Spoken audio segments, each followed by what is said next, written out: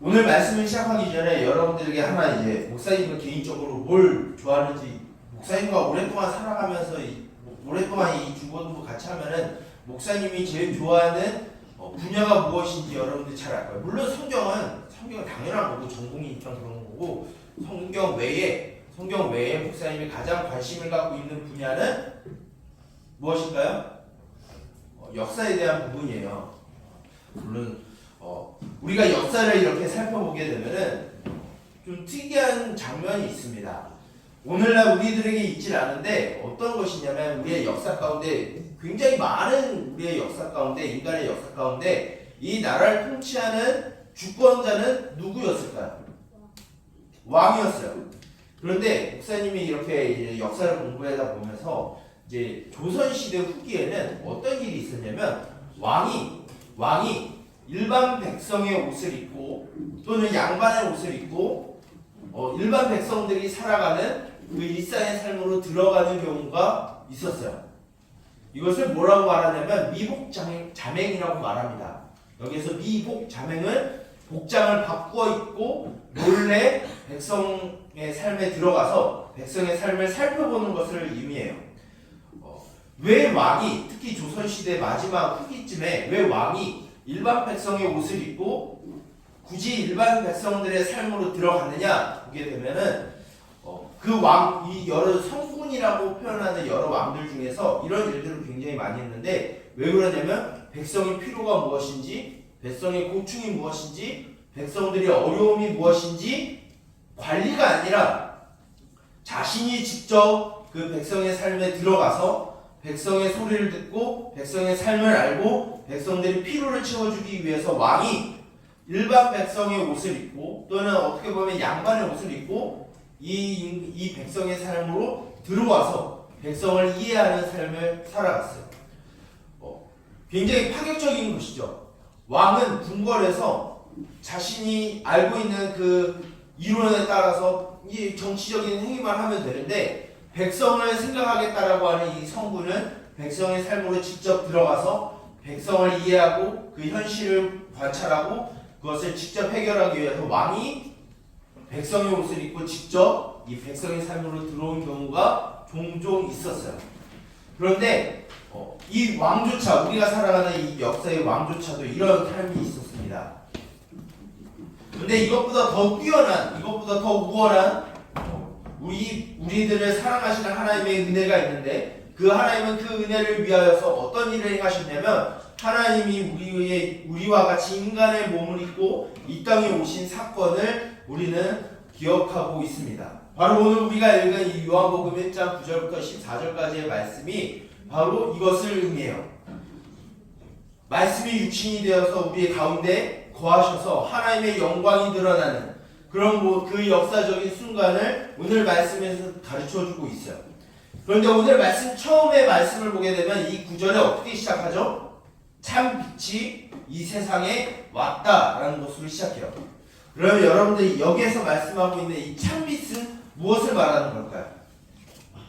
오늘 우리가 읽진 않았지만 요한복음 1장 1절부터 5절까지의 말씀을 보게 되면 좀 여러분들에게는 조금 이해하기 어려운 이 문구가 등장합니다. 무엇이냐면 태초부터 말씀이 있었는데 이 말씀은 곧 하나님이시고 이 말씀 안에 생명의 빛이 있어서 사람들 가운데 생명의 빛을 비췄다라고 말하고 있어요. 여러분들 이해가 돼요? 약간 우리의 생각으로는 이해가 되지 않을 수도 있습니다. 그것이 무슨 말씀이냐면 하나님께서 자신의 백성들을 사랑하셔서 이 백성들을 구원하시기 위해 이 땅 가운데 하나님의 구원의 계획을 빛으로서 비춰주셨다라는 것을 말하고 있어요. 즉 구약의 말씀을 통하여서 하나님이 약속하신 것, 하나님이 자신의 메시아를 통하여서 자신의 백성들을 찾으시고 구원하시기 위하여 메시아라는 존재를 이 땅에 보내실 것이다 라고 하는 그 끊임없는 약속과 계시가 이 백성들 가운데 이 세상 가운데 선포되었고 증언되었고 선언되었어요. 그런데 오늘 말씀을 보게 되면은 이 말씀을 이 하나님의 계시를 거절하였다라고 말하고 있어요. 우리가 살아가는 이 세상, 죄와 악에 물든 이 세상은 하나님이 우리를 사랑하시는 그 구원의 계획에 대해서 대적하고 그것을 부정하는 사람들이 있었어요. 그러나 하나님은 그것에 연연해하지 않고 하나님은 자기의 백성들을 찾으시기 위해서 이 세상의 빛으로서 찾아오신 분이 있으신데 그분이 누구시느냐? 바로 예수님이다라는 것을 오늘 말씀을 가르쳐주고 있어요.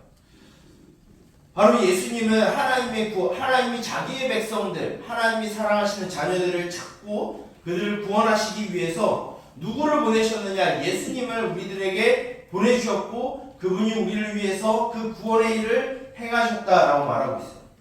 그러면 우리는 좀 생각해 봐야 될 부분이 있습니다. 그렇다면 과연 예수님은 과연 어떤 분이신가를 우리는 좀 생각해 봐야 돼요. 방금 목사님이 말했던 것처럼 우리가 요한복음 1장 14절의 말씀을 보게 되면 어떻게 말하고 있냐면 말씀이 육신이 되어 우리 가운데 거하심에 라고 되어 있어요. 여기에 말씀은 뭐를 말하냐면 바로 하나님을 말을 해요. 왜 그러냐면 우리가 요한복음 1장 1절부터 5절까지의 말씀을 다시 돌아가게 되면은 이 말씀이 뭐라고 이야기하고 있죠? 이 말씀이 곧 태초부터 계셨던 하나님이시다라는 걸 말하고 있어요.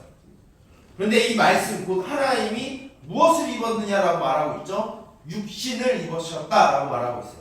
여기서 육신을 입었다라는 의미는 무엇이냐면 사람이 되셨다라는 것을 말하고 있어요. 실제로 예수님은 우리 가운데 하나님이신 동시에 인간으로서 우리와 같이 똑같은 피부와 가죽과 뼈와 피가 흐르는 그 육신을 갖고 이 땅에 오셨고 우리와 같이 연약하면서 또한 배고픔과 또한 슬픔과 아픔과 분노를 느낄 수 있는 인간으로서 이 땅에 오셨다라는 걸 말하고 있어요. 그럼 왜 굳이 하나님이 다른 방법도 다 있을 텐데 왜 하나님이 우리를 구원하시기 위하여 사람이 되셨을까요? 우리가 이것을 좀 생각해 보게 되면 하나님이 우리를 위하여 이 땅에 오신 이유가 명확해요. 왜 그러냐면 먼저 우리가 왜 하나님이 이 땅에 오셨는지를 좀 생각해 봤으면 좋겠어요. 예수님은 먼저 우리가 생각해야 될 건 예수님은 완전한 하나님이신 동시에 완전한 인간으로 이 땅에 오셨다는 사실이에요. 완전한 하나님으로 이 땅에 오셨다는 것은 무한하신 하나님의 영역이 있다는 거예요. 영원하시고 또한 우리가 가늠할 수 없는 그 모든 놀라운 능력들을 가지신 분이 바로 예수님이라는 사실이에요. 근데 동시에 완전한 인간이라는 뜻은 무엇이냐면 방금 목사님이 설명했듯이 우리와 같이 목도 마르시고 배도 고프시고 피곤함도 느끼시고 슬픔도 느끼시고 아픔도 있으시고 분노도 하셨어요. 즉 인간의 모든 본성과 또한 육체를 가지고 시간과 공간의 그 공간 안에서의 한계를 무한하신 하나님이 인간의 몸을 입으셔서 그것을 가지셨어요. 그런데 여러분 이해가 돼요? 왜 굳이 하나님이 인간이 되셔서 이런 일을 하셨을까 혹시 궁금하지 않으세요?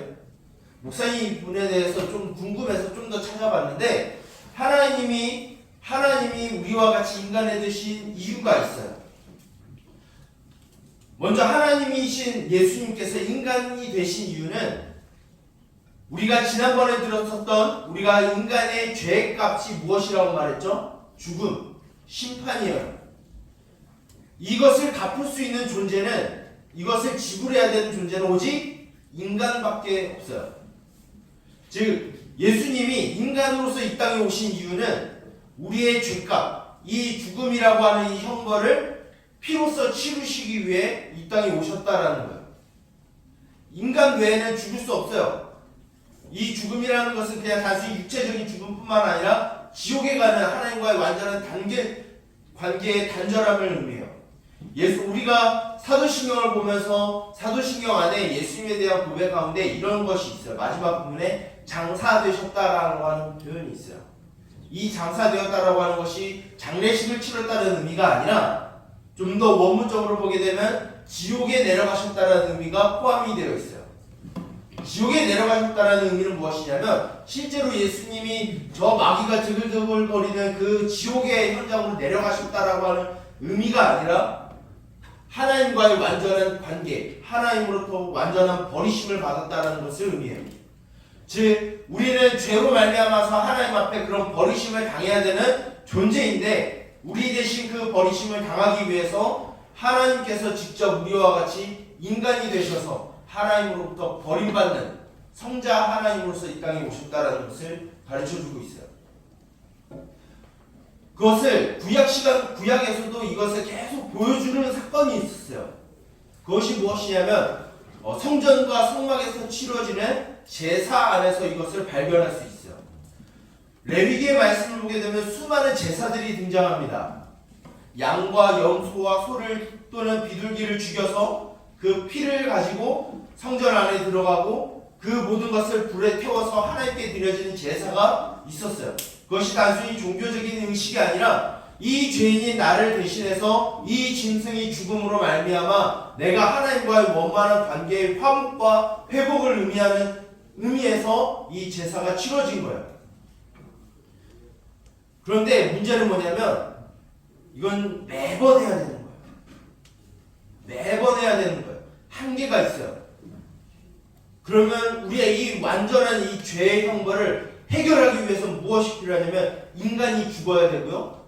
그 죄의 값의 형벌은 무한대가 되어야 돼요. 그 무한되기 위해서 하나님이 직접 죽으시는 일이 벌어진 거예요.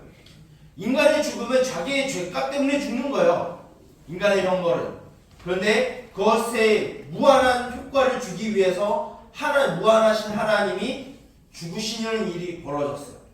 즉 하나님으로 이 땅에 오신 이유는 바로 그 희생의 가치가 영원하고 무한한 가치가 되게 하기 위해서 무한하신 하나님이 죽으시는 일을 벌이신 거예요. 근데 여러분 다른 종교들을 잘 생각해 보면 이런 종교는 없어요. 다른 종교를 보면은 어떤 종교는 인간이 어떤 고행과 수행을 통해서 열반에 이르고 극락에 이뤄서 신적인 존재가 되어야 한다라고 하는 철학을 갖고 있는 종교도 있어요. 또한 어떤 종교는 이러한 사랑 없이 아주 가혹한 정의와 권력과 그런 힘 가운데 하나님 앞에 복종해야 된다는 것을 가르쳐주는 종교도 있어요. 근데 그런 모든 종교들이 놓치고 있는 것이 무엇이냐면 하나님의 은혜와 사랑이 없어요. 사람 스스로가 무언가 구원을 이룰 수 있다라고 말하는 종교들이 결국은 뒤에 보면은 결국 똑같은 죄에 빠지는 형태가 있어요. 하나님의 권위, 물론 하나님의 권위 있으세요. 하나님이 힘이 있으시고 권세가 있으시고 모든 것을 심판하실 수 있는 권리는 있으세요. 그런데 그 하나님의 권위와 권력을 가지고 인간의 힘을 가지고 이 세상을 억누르고자 하는 종교의 그 끝은 결국은 독재와 핍박과 박해밖에 없어요. 그런데 성경에서 보여주시는 그 하나님의 은혜는 우리가 서두에서 보여주셨듯이 왕이 백성의 옷을 입고 백성의 삶에 들어와서 그 백성의 고충을 알고 그 백성의 편리를 위해서 일하였던 것처럼 그보다 더 우월하신 왕이신 하나님께서 인간이 되셔서 우리 가운데 오셨다라는 거예요. 그것을 오늘 말씀 1장 14절에 말씀이 육신되어 우리 가운데 거하셨다라고 말하고 있어요. 우리는 일상생활에서 느끼지 못하겠지만 그 하나님은 우리를 사랑하시기 위해 우리의 모든 삶 가운데 개입하고 계시고 함께하고 계시고 거주하고 계시는 거예요. 여기서 거주한다는 표현은 무엇이냐면 성탄절 때 한번 언급도 드렸는데 여기에서 거주한다는 의미는 영원 지속적인 거주가 아니에요. 무슨 거주냐면 텐트를 친다라는 의미예요. 텐트를 친다는 건 무엇이죠? 텐트를 치면 다시 걷어요. 그리고 여정을 떠나요. 그리고 머무는 곳에 다시 텐트를 쳐요. 즉 무엇이냐면 하나님이 우리를 거하시는 방법은 바로 우리의 모든 삶 가운데 함께 동행하시면서 우리의 일에 개입하시고 우리를 회복시키시는 일이 우리 가운데 있다는 걸 가르쳐주고 있어요. 세상 어디에서도 이런 하나님의 사랑을 가르쳐주는 종교는 없어요. 인간의 위대함을 말하거나 아니면 신적인 권위로 억누르는 종교는 있다 할지라도 이렇게 자신을 배신한 인간을 위해서 목숨을 버린 신은 없어요. 우리는 그 은혜 가운데 살아가고 있고 우리는 그의 사랑받는 자녀가 되었다라고 하나님의 말씀을 통해서 우리들에게 가르쳐주고 있어요. 그래서 우리는 누구의 자녀가 되었느냐? 빛의 자녀가 되었다라고 말하고 있어요. 즉 하나님의 사랑받는 자녀들이 되었다라고 우리들에게 가르쳐주고 있습니다. 그럼 우리들에게 요구하는 것이 무엇일까요? 이제 우리 구원받았으니까 우리 마음대로 살아야 돼. 아니에요. 그건 잘못된 거예요. 우리를 구원하신 그 하나님의 은혜의 힘을, 우리 그 하나님의 은혜를 가지고 우리가 새로운 하나님의 자녀라는 정체성을 가지고 이 땅에 살아간다고 하면 우리는 세상에 다른 것을 의지하는 것이 아니라 오직 예수님만을 믿고 따르는 삶을 살아가야 돼요. 하나님 믿는 것도 좋지만 이 땅에서 돈도 많이 벌어야 되고 여가 생활도 해야 되고 내 기분이 좋아야 되고 뭔가 쾌락적인 걸 누려야지. 하나님을 섬기는 것뿐만 아니라 다른 것도 의지하지. 이건 뭐라고 말하냐면 우상숭배라고 분명히 말하고 있어요. 하나님 섬기는 것도 중요한데 대학 성적 우리 대학에 가기 위해 성적 좋게 받아야 돼. 돈 많이 벌어야 돼. 하나님 믿는 것도 중요하지만 이것도 중요해라고 말하는 순간 무엇이 되냐면 하나님과 세상을 겸하여 섬기는 거예요. 이것은 빛의 자녀로 살아가는 것이 아니에요. 빛의 자녀로 살아간다는 것은 내가 돈이 있거나 없거나 내가 성적이 좋거나 좋지 않거나에 상관없이 우리의 모든 삶을 하나님께서 인도하신다는 것을 기억하고 그것을 의지하고 우리에게 부어주신 그 하나님의 나라를 소망하며 살아가는 거예요. 그러기 위해서 우리들에게 필요한 건 무엇이냐면 겸손과 순종이에요. 내가 무엇을 하겠다? 아니요. 우리의 힘으로 아무것도 할 수 없어요. 오직 하나님께서 우리에게 주시는 은혜와 긍휼하심 외에는 우리가 이 땅에서 행복하고 즐겁게 살아갈 수 있는 어떤 이유도 없어요. 오직 우리는 주님만으로 주님께서 주시는 그 은혜 가지고 우리는 이 땅에서 살아갈 수 있어요. 그래서 우리는 빛의 자녀로 살아가기 위해서 우리는 하나님의 말씀 앞에 겸손해야 되고 그 말씀에 순종하는 삶을 살아가야 돼요.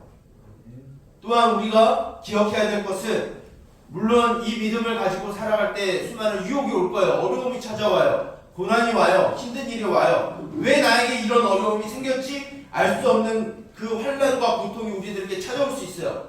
눈물 짓는 상황이 있을 수 있어요. 성경의 표현에 의하면 사망이 음침한 골짜기로 지나가는 그런 길이 우리들에게 올 수도 있어요. 그러나 그 길을 넘어서 우리에게 잔치상을 베풀어 주신 그 하나님을 기억하면서 이미 우리들에게 베풀어 주신 그 은혜에 감사하면서 이 모든 삶을 기뻐함으로 살아가는 거예요. 그것이 무엇이냐면 우리를 위하여 이 땅에 오신 하나님이 육신이 되어 우리에게 베풀어 주신 그 십자가와 부활의 은혜를 감격하면서 살아가는 거예요. 여러분들 어떤 삶의 가치와 목적을 두고 이 땅에서 살아가고 있나요? 그냥 단순히 이 땅에서 잘 먹고 잘 살고 그냥 좋은 옷 입고 좋은 집 사고 좋은 차 타고 다니고 좋은 대학교 다니고 그런 이 일상의 삶이 나의 행복의 주관이 되고 이것이 나의 삶의 목적이라고 생각하고 있나요? 그것은 무엇이냐면 빛의 자녀로 살아가는 게 아니에요. 빛의 자녀로 살아간다라고 하는 것은 그것이 있거나 없거나 무화과 나뭇잎이 마르고 감람나무에 열매가 없으며 논밭에 식물이 없고 외양간에 소와 양떼가 없어도 오직 여호와로 말미암아 즐거워하고 그것만으로서 의지하며 이 땅에서 살아가는 지혜와 능력이 있는 자들이 바로 빛의 자녀들이에요. 여러분들 솔직히 말한 대로 여러분들 좋은 성적 받지 않아도 돼요. 이 말하면 부모님들이 싫어하겠죠. 그렇다고 여러분들 공부 열심히 하지 말라는 의미도 아니에요. 목사님이 말하고자 하는 것은 무엇이냐면 여러분들의 그 성적이 하나님을 믿는 것에 대해서 절대적인 기준이 되지 않는다라는 거예요. 돈이 여러분들의 행복의 기준이 되지 않아요. 목사님과 여러분들의 삶의 기준은 무엇이냐면 오직 우리를 위해서 하나님이 인간이 되셔서 피 흘리심으로 우리를 변화시키시고 회복시키신 그 은혜 가지고 우리는 이 땅에 살아가는 거예요. 우리는 별 볼 일 없는 자들이에요. 이 세상에 우리는 무명한 자들이고 가진 거 없고 별 볼 일 없는 자들이에요. 그러나 하나님은 그런 우리를 택하여서 스스로 지혜 있다 하는 자들, 스스로 강하다라고 하는 자들을 부끄럽게 하시기 위하여 목사님과 여러분들을 택하셨어요.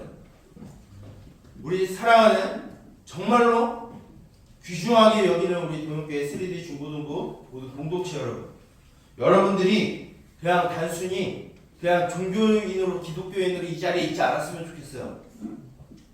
그냥 예배를 앞에 들리는 그 찬양을 그냥 감상하고 그냥 앞에 나와 있는 목사님이 어떤 말을 하는 어떻게 떠드는지 그걸 듣는 그런 종교인이 되지 않고 여러분들 삶에서 여러분들을 이끄시고 여러분들을 변화시키시고 여러분들의 필요를 채우시는 그 하나님의 은혜와 그 하나님의 긍휼하신 덕분에 여러분들이 감사하고 기뻐하는 삶을 살았으면 좋겠어요.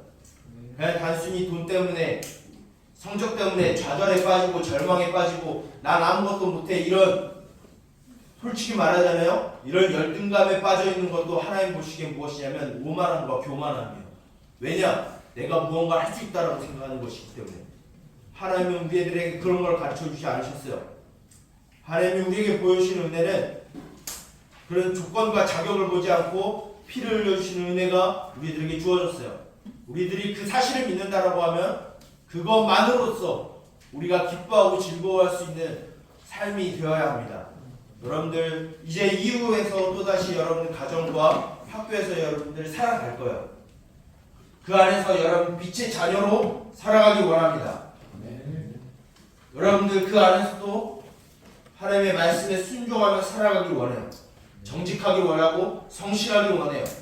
결과만을 보지 않고 그 과정 가운데 그 과정을 거쳐서 나타나는 그 결과로 그 열매로 하나님께서는 하나님의 백성이 되길 원합니다. 그래서 여러분들 다시 시작하는 일주일의 이 삶에도 하나님과 동행하면서 그 안에서 누리는 기쁨과 감사 가운데 또한 일주일을 살아내고 또한 승리하는 그로부터 이겨내는 삶을 살아내는 우리 동현교회 3D 중고등부 모든 공동체가 되기를 주님의 이름으로 축복합니다. 기도하겠습니다. 살아계신 하나님 아버지 주님 감사합니다. 하나님이신 주님께서 우리와 같이 인간이 되심으로 그 피를 흘리심으로 우리를 모든 죄와 사망과 절망의 늪에서 건져내신 그 하나님의 은혜를 우리가 깊이 묵상하기 원합니다. 또한 그 은혜가 우리 안에 충분하게 임하여서 우리가 어떤 상황에 있든 어떤 환경에 있든 우리를 포기하지 아니하시는 그 주님으로 말미암아 살아가게 하여 주시옵소서.